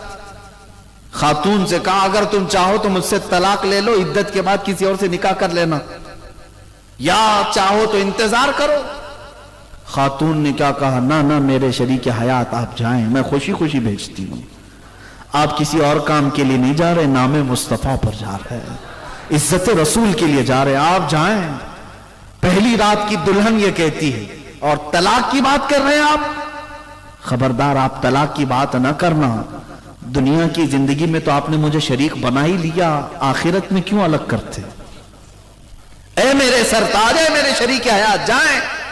اگر آپ صحیح سلامت واپس آ گئے تو میں غازی کی بیوی کہلاؤں گا, اور اگر نہیں آ سکے تو کوئی میرے لیے فکر کی بات نہیں, فخر سے شہید کی بیوہ تو کہلاؤں گی, میرے پاس وہ بھی فخر ہوگا. یہ جوان اسی حالت میں دوڑتا ہوا میدان احد میں آ گیا، فجر کی نماز سے پہلے صفوں میں کھڑا ہو گیا، اور جب جنگ شروع ہوئی تو ایسی گھمسان کی جنگ تھی، دوپہر سے پہلے پہلے جو حالات وہاں پیدا ہوئے میدان میں، کئیوں کی شہادت ہوئی، اس میں اس جوان صحابی حضرت حنظلہ کی بھی شہادت ہو گئی، شہید ہو گئے، پہلی رات کا دولہ میدان میں شہید ہوا ہے۔ لیکن میرے عزیز و شام کے وقت جب لاشیں اٹھائی جا رہی تھی، صحابہ کہتے ہیں ہم نے حنظلہ کو شہید ہوتے ہوئے تو دیکھا لیکن لاش نہیں مل رہی تھی، کہیں نہیں مل رہی تھی۔ حضور پاک سے شکایت کی کہ یا رسول اللہ صلی اللہ علیہ وسلم، حنظلہ کی لاش کہیں نظر نہیں آتی؟ حضور پاک نے آسمان کی طرف دیکھا اور پھر فرمایا جاؤ فلاں جگہ پر اس کی لاش ہے۔ صحابہ گئے، اٹھا کر کے لائے، دیکھا تو پوری لاش بالکل غسل دی ہوئی ہے، پانی ٹپک رہا ہے چہرے سے اور بالوں سے۔ میدان احد میں کون پانی لایا اور کون غسل دیا؟ حضور پاک کے پاس وہ لاش جب لائی گئی، جوان دولہے کی لاش، حضور پاک سے صحابہ نے پوچھا آقا اس کو نہلایا کس نے؟ میرے آقا نے فرمایا اس کو تھوڑی دیر کے لیے اللہ کے فرشتے لے گئے تھے، جنت کے پانی سے میرے حنظلہ کو انہوں نے غسل دیا۔ اب سوال یہ ہوتا ہے کہ شریعت کا مسئلہ ہے کہ جو شہید ہے اس کو غسل نہیں دیا جاتا، جس حالت میں وہ شہید ہوا اسی حالت میں اسے دفن کیا جاتا ہے، انہی کپڑوں میں۔ یہ شہید کا اعزاز ہے، ہم اور آپ، اللہ تبارک و تعالی شہادت عطا فرمائے۔ شہید کا یہ اعزاز ہے کہ وہ جن کپڑوں میں، اوروں کے لیے وہ حکم ہے کہ دنیا کے کپڑے چھوڑ دو، اللہ کے پاس آنا ہے تو کفن پہن کے آؤ، لیکن شہید کے لیے یہ ہے اعزاز کہ جو کپڑے تو پہنا ہے اسی میں اللہ کے پاس آ، اور غسل بھی نہیں۔ تو صحابہ نے پوچھا کہ غسل جب شہید کو نہیں دیا جاتا اس کو کیسے غسل دیا گیا؟ حضور نے فرمایا جاؤ اس کی بیوی سے معلوم کرو، یہ اس کی موت کا غسل نہیں۔ حنظلہ جب اپنی بیوی سے ہمکنار ہوا تو اس پر غسل واجب تھا جنابت کا، اپنی بیوی کے ساتھ رات گزارا تھا، لیکن حنظلہ نے یہ سوچا نہانے میں دیر نہ ہو جائے اور میں حضور سے پیچھے نہ ہو جاؤں، اسی لیے اسی حالت میں یہ دوڑتا ہوا چلا آیا اور میدان میں شریک ہو گیا، صرف اس بنیاد پر کہ نہانے میں لیٹ نہ ہو جائے اور حضور سے پیچھے نہ ہو جاؤں، اور اس حالت میں یہ آیا اور شہید بھی ہو گیا۔ تو جو اللہ کے ملائکہ نے اسے غسل دیا وہ موت کا نہیں، وہ جنابت کا غسل ہے، جن کا لقب غسیل الملائکہ ہے۔ میرے عزیزو یہ مثالیں کہاں سے لا سکو گے؟ ہم اپنے اچھی خاصی راتیں اور اچھے خاصے وقت نہیں دے سکتے، شادی کی رات تو بہت دور کی بات ہے، کون ہے جو آج میرے مصطفیٰ کے نام پر راتیں قربان کرتا ہو؟ وہ نبی رحمت ہیں جو ہر رات ہم سب کے لیے دعائے مغفرت کیا کرتے۔ آج ہم میلاد کی شب میں یا پھر میلاد کے مہینے میں رات میں بیٹھ کر حضور کو یاد کر لیں تو آپ کیا سمجھتے ہیں ہم نے ان کا حق ادا کر دیا؟ قسم خدا کی حضور پاک کی آنکھوں سے نکلے ہوئے ایک آنسو کے قطرے کا بھی حق نہیں ادا ہو سکے گا، لیکن پھر بھی لوگ یہ آئیں کائیں کرتے رہتے۔ ہمارے پاس ٹائم نہیں ہے مولانا، وقت نہیں ہے، جو کچھ کرنا ہے وہ ہمیں دکان میں کرنا پڑتا ہے، جاب میں کرنا پڑتا ہے، تمہیں پتہ نہیں جو کچھ تم کھا رہے ہو سب رسول کا صدقہ کھا رہے ہو، حضور پاک صلی اللہ تعالیٰ علیہ وسلم کے نام کا ہے تمہارے پاس جو کچھ بھی ہے۔ اور جب رب تبارک و تعالیٰ ناراض ہو جائے، غضبناک ہو جائے، ہر چیز سے تمہیں ننگا کر دیا جائے گا، کہیں کے نہیں رہ سکتے۔ حضور کے نام کا کھاتے ہیں، حضور کے نام کا پیتے ہیں، حضور کے نام کا پہنتے ہیں، اور پھر حضور کی بات آئے تو ہم کہتے ہیں ٹائم نہیں اپنے پاس، وقت نہیں ہے۔ بدلو اپنی زندگی کو۔ صحابہ اکرام رضوان اللہ تعالیٰ علیہ مجمعین کے جو کردار ہے، اللہ ان میں سے ایک جھلک بلکہ ایک قطرہ بھی ہمیں عطا فرمائے، ہماری زندگی کی معراج ہو جائے۔ وہ صحابہ کو دیکھیں، ایک ظالم حضور پاک صلی اللہ تعالیٰ علیہ وسلم کے چہرے پر لوہے کی ٹوپی جو جنگوں میں پہنی جاتی تھی وہ آپ کے چہرے پر مار دیا، اور جیسے ہی وہ آئی حضور پاک کے رخسار مبارک سے لوہے کی جو کڑیاں تھی وہ اندر گھس گئیں، اور جس کی وجہ سے حضور کے 2 دانت مبارک شہید ہوئے۔ وہ لوہے کی ٹوپی تو نکال لی گئی، لیکن جو کڑی تھی، جو تانت تھا، وہ حضور کے رخسار پاک پر اندر چبھا ہوا تھا۔ کوئی صحابی جو بھی تھے گھبرائے اتنے تھے کہ سارے لوگوں کے جسم میں کپ کپ بھی تاری تھی۔ हुजूर को कोई तकलीफ हो जाए ये सहाबा को बर्दाश्त नहीं था। ये कड़ी कैसे निकाली जाए। हजरत अबू बकर सिद्दीक बार बार आगे बढ़ते, फिर वो सहाबी आए हजरत अबू उबैदा बिन जर्राह रज़ी अल्लाह ताला अन्हु। सबको हटाते हुए उन्होंने कहा ये काम मुझे दे दे, मैं रसूल पाक सल्लल्लाहु अलैहि वसल्लम के चेहरे पाक के अंदर गई हुई इस कड़ी को निकालता हूं। उन्होंने हाथ से पकड़ करके नहीं, गए और अपने दांतों से पकड़ करके खींचा तो हुजूर पाक सल्लल्लाहु अलैहि वसल्लम का एक और दांत मुबारक शहीद हुआ, साथ ही हजरत अबू उबैदा के भी दांत शहीद हुए, उनके भी दांत टूट गए। इतनी मजबूती से वो कड़ी गई थी। मेरे अजीजों, हजरत अबू उबैदा के मुतालिक रिवायत में लिखा जाता है कि फिर उनके बाद उन्होंने कहा अगर मेरे दांत ना टूटते तो मुझे जिंदगी भर अफसोस होता, दांत ना टूटते तो जिंदगी भर अफसोस होता कि हुजूर के दांत मुबारक चले गए और मेरे दांत सलामत कैसे रहे। ये वो सहाबा का किरदार था। जब मुशरिकीन मक्का ने हुजूर का सोशल बाइकाट किया था, 3 साल तक हुजूर से सारा उन्होंने बाइकाट कर रखा था, पूरे खानदान से उनसे लेन देन खरीदो फरोख्त सलाम कलाम सारी चीजें बंद कर रखी थी। और 3 साल ऐसे गुजरे मेरे आका सल्लल्लाहु अलैहि वसल्लम के शअब अबी तालिब में कि जिस वक्त उनके यहां खाने की कमी ऐसी थी कि पत्ते खाए गए और चमड़े को पानी में उबाल करके खाया गया मक्का में। और हजरत साद रज़ी अल्लाह ताला अन्हु मदीने में रहने वाले साहबी, हुजूर पर वो पहले ही इस्लाम ला चुके थे। जब उनको ये खबर हुई ना कि मक्का वालों ने हुजूर का सोशल बाइकाट कर रखा है, हजरत साद मदीने में बैठ करके चमड़े पकाते थे और खाते थे और ये कहते ये कैसे गवारा होगा कि मेरे आका सल्लल्लाहु अलैहि वसल्लम पर फाका चल रहा हो और मैं घर घर में गरम गरम रोटियां तोड़ रहा हूं। वो सहाबा थे, सब कुछ उन्होंने फिदा किया और फिर आखिर में क्या कहा जानते हैं, जान दी हुई उसी की थी, हक तो ये है कि हक अदा ना हुआ। हजरत अबू कुतादा के बारे में मैं कहते कहते रुक गया था। हुजूर पर जब तीर बरसाए जा रहे थे तो ये ढाल बनकर खड़े थे, इनके जिस्म पर वो ढाल बनने की वजह से कितने तीर आए मालूम, 80 तीर लगे थे, लेकिन वो हटने को तैयार नहीं थे। हुजूर पाक के सामने से हटने को तैयार नहीं थे कि कोई तीर हुजूर की तरफ ना आ जाए। जिस्म पर 80 तीर गए, यहां तक के एक तीर आया हजरत अबू कुतादा की सीधे आंख में चला गया और उनकी आंख का ढेला बाहर आ गया, आंख की पुतली बाहर आ गई, लटक गई। उसके बावजूद भी सहाबा कहने लगे अब ये मौका हमें दे दो। हजरत अबू कुतादा कहते नहीं, जिस्म पूरा खत्म हो जाए तब तक मैं यहां से नहीं हटूंगा। तहफ्फुज़ नामूस रिसालत किसी आम मसले को कहते हैं, किसी ऐसी हल्की चीज को कहते हैं। सहाबा से सीखो, सब कुछ निछावर किया। हुजूर पाक सल्लल्लाहु अलैहि वसल्लम ने खुद उनको बुलाया हजरत अबू कुतादा को कि हट जाओ, और हुजूर ने अपने हाथ मुबारक से उनकी आंख को अंदर किया और अपना लुआब पाक लगाया, आंख सही हो गई, आंख सही हो गई। इसीलिए तो वो सहाबा सब कुछ निछावर करते थे, कौन देता है देने को नहीं चाहिए, देने वाला है सच्चा हमारा नबी। और उनका अकीदा यही था जो उस अकीदे को लेकर के बरेली के ताजदार ने ये लिखा था, शाफियो नाफी हो तुम, वाफियो काफी हो तुम, दर्द को कर दो दवा, तुम पे करोड़ों दुरूद। अजीजा ने गिरामी वकार सहाबा इकराम रिदवानुल्लाह ताला अलैहिम अजमईन की कुर्बानियां बयान करूं रात ना काफी है। तहफ्फुज़ नामों से रिसालत पर उनकी कुर्बानियां बेशुमार हैं।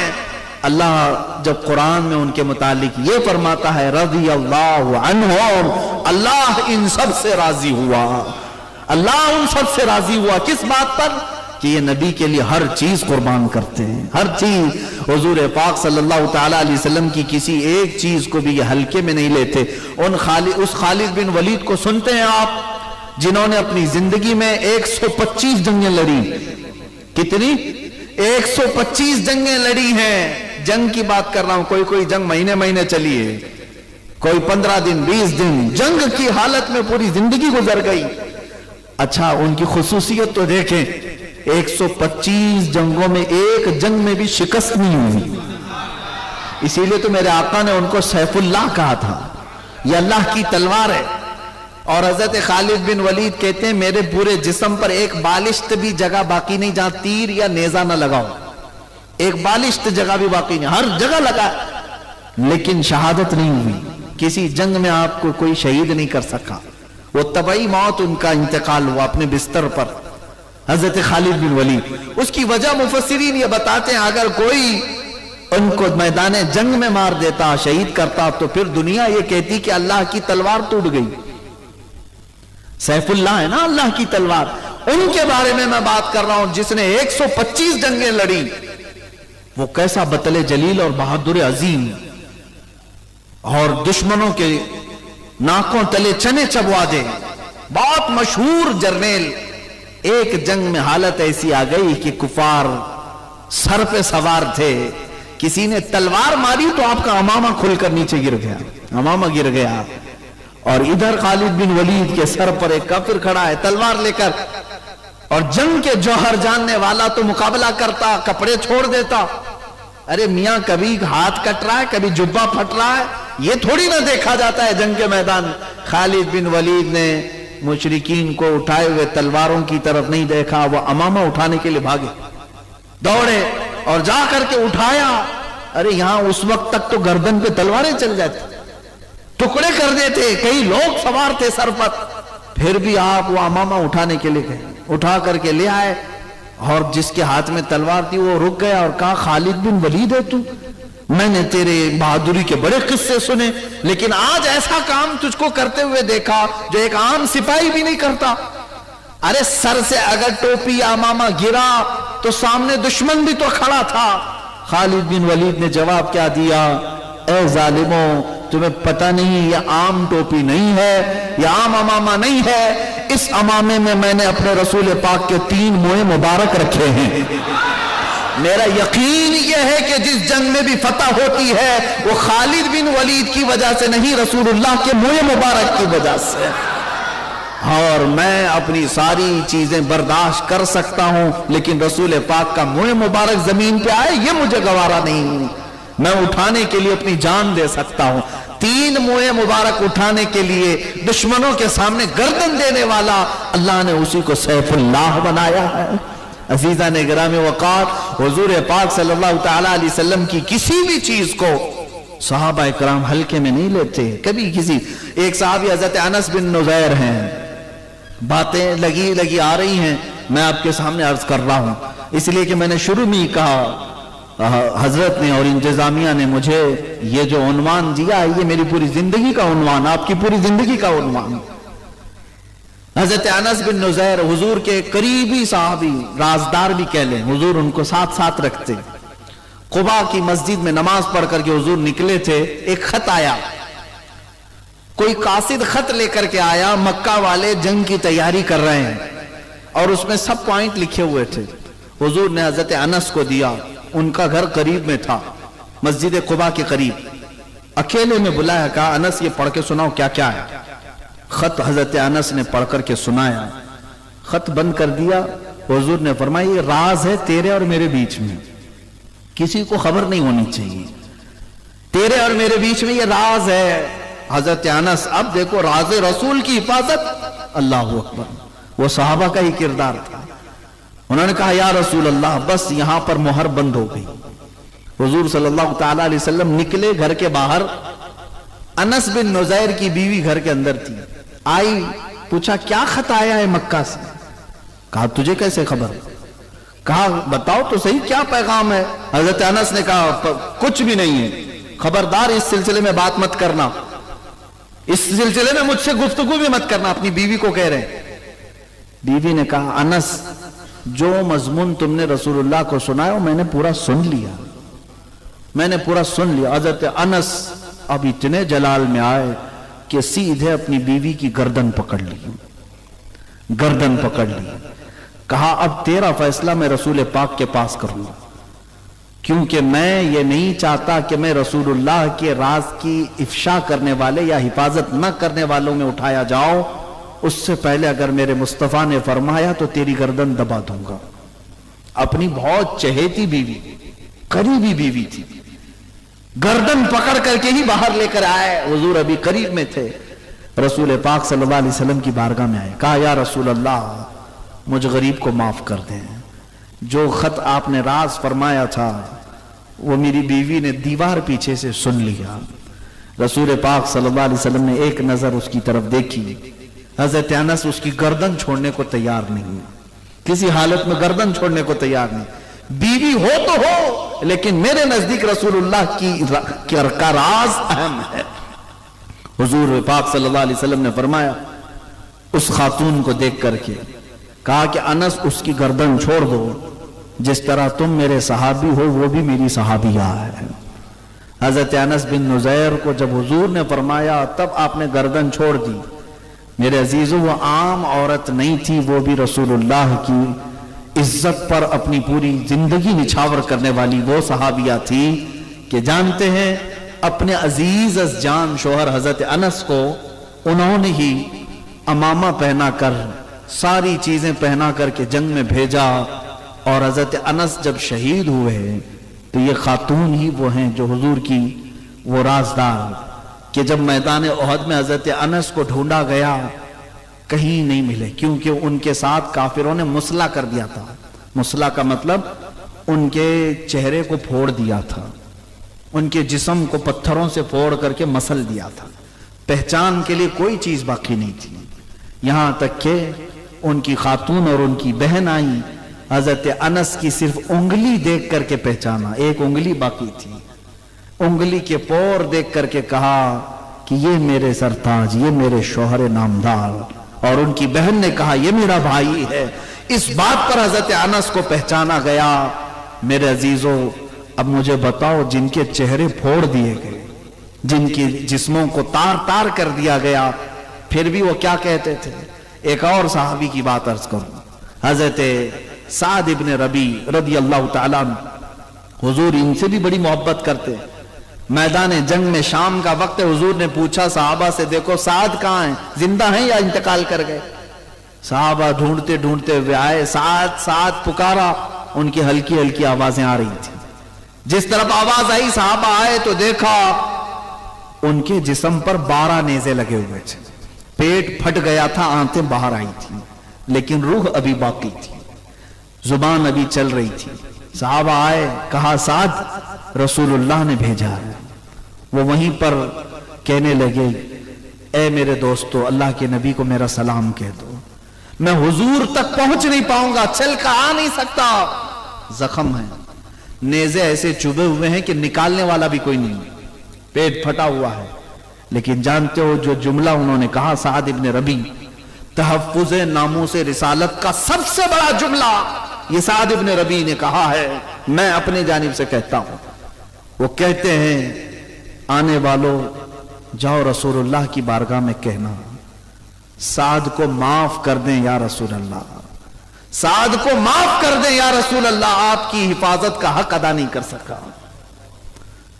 मुसलमानों बताओ, हम गर्म बिस्तरों पर सो करके, गरम रोटियां खा करके, फिर भी कहते हैं हम मोहब्बत रसूल है, हमें इश्क रसालत है हमारे पास। जिनके पेट फट गए, नेज़े मार उनके ऊपर चुभे हुए, तब भी वो कहते हैं कि हम हक अदा नहीं कर सके, हक अदा नहीं कर सकते।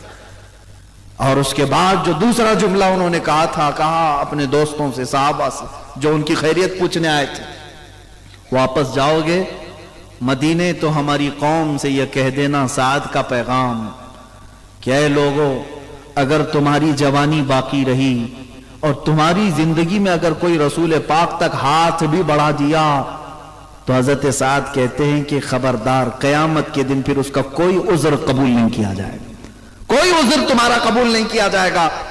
तुम ये कह करके नहीं बच सकोगे कि मैं लंगड़ा था, मैं लूला था, मैं गरीब था, मैं मजदूर था, मैं गवर्नमेंट ड्यूटी वाला था, मैं क्या कर सकता था। हजरत साद ने कहा तुम्हारा कोई उज़्र कबूल नहीं होगा अगर तुम्हारे जीते जी रसूल पाक की इज्जत तक कोई पहुंच गया। इसीलिए मेरे अजीजों, हम बार बार आपसे ये जो बातें करते हैं वो सिर्फ इसीलिए कि जगह जगह के थक चुके हैं तुम्हें ये हंगामे। मुसाफिरों, रविश कारवां बदल डालो, अब चलने का तरीका बदल डालो। आपने बहुत सारे नेताओं के पीछे जय विजय करते हुए जिंदगियां बिता दी, اور یہ کہاں لے جا کر کے ڈالتے ہیں پتہ ہی نہیں رہتا. 5 سال میں ایک مرتبہ برساتی مینڈکوں کی طرح باہر آئے اور تمہاری خواہشات اور جذبات کے ساتھ کھیلا اور چلے گئے، غائب ہو گئے. ان سے کبھی آپ نے سوال کیا کہ ہم آپ کو منصبوں تک پہنچاتے ہیں، عہدوں تک پہنچاتے ہیں، اے لیڈروں ہماری کھانے پینے راشن گھر کپڑے لتے کی بات مت کرو، کم سے کم جس عہدے پر تمہیں اللہ نے بٹھایا وہاں جا کر میرے مصطفیٰ کی عزت کی تو بات کرو. کوئی کہنے والا تک نہیں ہے. یہ آج حالات ہمارے ایسے ہیں. اسی لیے مجھے وہ بات یاد آتی ہے جو سید میاں مارہ روی رحمت اللہ تعالی علیہ، حضور سید العلماء نے کہا تھا مسلمانوں جاگ جاؤ، کسی کی جے بھی جے کیوں پکارے، کیا غرض ہم کو، ہمیں کافی ہے سید اپنا نعرہ یا رسول اللہ. اور اگر آج تمہارے دکھ درد اور تمہارے بے کسی کا کوئی سہارا بن سکتا ہے تو صرف اور صرف رسول اللہ کی ذات ہے، میرے آقا صلی اللہ تعالیٰ علیہ وسلم کی ذات ہے. وہی تمہاری قسم پرسی کے وقت پہنچ سکتے ہیں، وہی تمہارے دلوں کے درماندار ہیں، باقی کوئی نہیں. یہ سب جھوٹے دعوے دار ہیں. سب لوگ تمہیں اسی طرح سے ہرے باغ دکھاتے اور اس کے بعد چل دیتے ہیں. تمہارا کوئی دکھ اور درد سمجھتا ہے اور مدد کو پہنچتا ہے تو صرف وہ محمد رسول اللہ کی ذات ہے. وہ دیکھو فالج ہو گیا، لقوہ ہو گیا، اور بوسیری امام بوسیری نے بستر میں پکارا تھا هو الحبیب الذی ترجا شفاعتہ لکل حول من الاحوال مقتحم، تو وہ مدینے سے چل کر میرے آقا خواب میں تشریف لائے. فالج کی بیماری والے کے لیے کوئی حکیم جلدی چل کر نہیں آتا، وہ رسول اللہ کی ذات ہے. بوسیری کے خواب میں آئے تو آئے، اپنے ہاتھوں سے جسم پر پھیر کر کے شفا بھی دیا اور ان کے قصیدے پر انعام میں اپنی چادر بھی عطا کیا. ہم نے تاریخ میں یہ بھی پڑھا جب امام احمد بن حنبل کی تہبند کھل رہی تھی اور جلاد ان کو کوڑے مار رہا تھا، ان کے دونوں ہاتھ زنجیروں سے بندھے تھے، امام احمد بن حنبل رونے لگ گئے میری تہبند کھل رہی ہے. جلاد نے دیکھا اچانک غیب سے 2 ہاتھ آئے اور ان کی تہبند کو مضبوطی سے باندھ دیا. اس کے بعد احمد بن حنبل ہنسنے لگے اور جلاد سے کہنے لگے اب مار تو کوڑے اور مار اور کوڑے مار. وہ یعنی حیرت میں آ کر کے کوڑا رکھ دیا اور پوچھا یہ کیا ہوا، تیری لنگی تیری تہبند کھل رہی تھی، یہ کون آیا جو تیری تہبند کو سنبھال لیا؟ امام احمد بن حنبل نے اپنی وارفتگی میں کہا تھا جس کے لیے کوڑے کھا رہا تھا وہ ہاتھ آ گئے ہیں. اور یہی تو مسلمانوں ہمارا عقیدہ بھی یہی ہونا چاہیے کہ مرو بھی تو حضور کی نام پر، کہ ہم قبر میں جاتے ہیں تو بھی ہمارے بزرگوں نے ہمیں یہ عقیدہ دیا ہے. فرشتے اگر آتے بھی ہیں تب بھی ہم یہ کہتے ہیں اب تو پائے ناز سے اے فرشتوں کیوں اٹھو، اب تو پائے ناز سے اے فرشتوں کیوں اٹھو، مر کے پہنچاؤں یہاں اس دل ربا کے واسطے. یا رسول اللہ صلی اللہ تعالیٰ علیہ وسلم، حضور پاک صلی اللہ تعالیٰ علیہ وسلم کے لیے ہی امام اہل سنت نے فرمایا تم آج یہ سمجھ لو، آج یہ سمجھ لو کہ تمہارے دکھ تمہارے درد اور تمہارے غم میں کوئی پرسان حال ہے تو مدینے کا تاجدار ہے. اس رسول پاک کی ذات کو ہم نے پڑھا ہے ہرن اپنے بچوں کی جدائی پر روئے تو میرے آقا بے قرار ہو جائیں، اور اس کی ضمانت کے لیے ہرن کے شکاری کو کہیں کہ اسے چھوڑ دے اپنے بچوں کو دودھ پلا کر آئے گی. یہ واقعہ بھی آپ نے سنا ہوگا. حضور منبر پر خطبہ دے رہے تھے، وہ لکڑی جس کو حضور پکڑ کر کے خطبہ دیتے تھے اسے چھوڑ دیا، لکڑی نے رونا شروع کیا، حضور خطبہ چھوڑ کر کے آ گئے، اس لکڑی کو اٹھایا سینے سے لگایا. وہ رسول محتشم صلی اللہ علیہ وسلم ہرن کے رونے کو برداشت نہیں کر پاتے، لکڑی کا رونا نہیں دیکھ سکتے. تم تو امتی ہو، میرے مصطفیٰ کے غلام ہو، ایک بار اگر ان کے دربار سے وابستہ ہو گئے تو پھر دیکھنا جس رات کو بھی تم پکارو گے میرے آقا کو وہ آقا ضرور تمہارے اپنے دیدار سے مشرف کریں گے.